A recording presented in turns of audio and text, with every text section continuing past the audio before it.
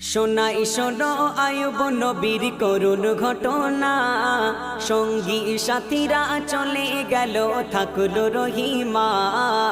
শোনাই শোনো আয়ুব নবীর করুণ ঘটনা, সঙ্গী সাথীরা চলে গেল থাকলো রহিমা। কুষ্ঠ রোগে আয়ুব নবীর পচিল দেহ, গ্রামবাসীরা সেখান হতে তাড়িয়ে দিল।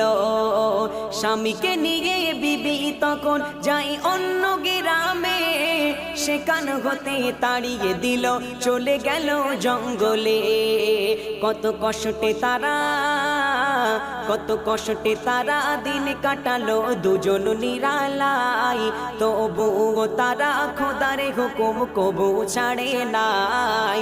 শোনাই শোনো আয়ুব নবীর করুণ ঘটনা, সঙ্গী সাথীরা চলে গেল থাকলো রহিমা।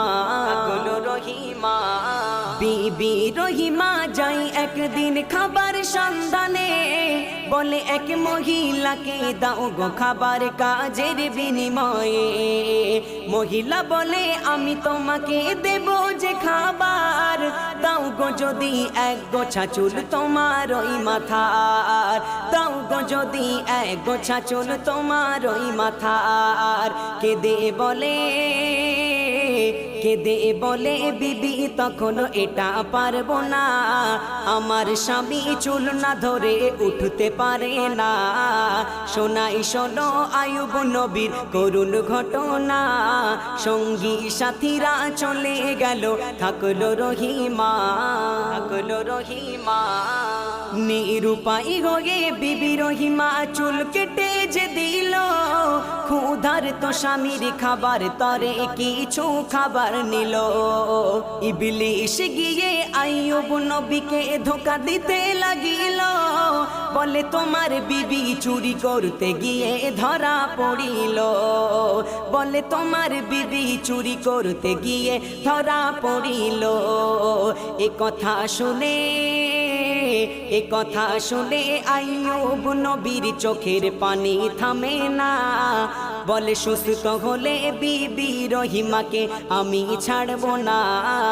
শোনাই শোনো আয়ুব নবীর করুণ ঘটনা, সঙ্গী সাথীরা চলে গেল থাকলো রহিমা।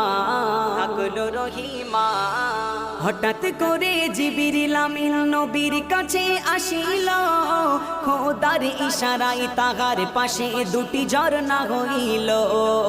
জিবরিল বলে এই পানিতে গোসল করে নেন, সেই ওসিলাই আল্লাহ নবীর শেফা করে দেন, সেই ওসিলাই আল্লাহ নবীর শেফা করে দেন।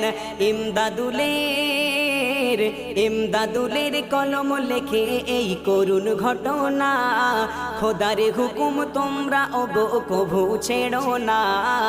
শোনাই শোনো আয়ুব নবীর করুণ ঘটনা, সঙ্গী সাথীরা চলে গেল থাকলো রহিমা। শোনাই শোনো আয়ুব নবীর করুণ ঘটনা, সঙ্গী সাথীরা চলে গেল থাকলো রহিমা।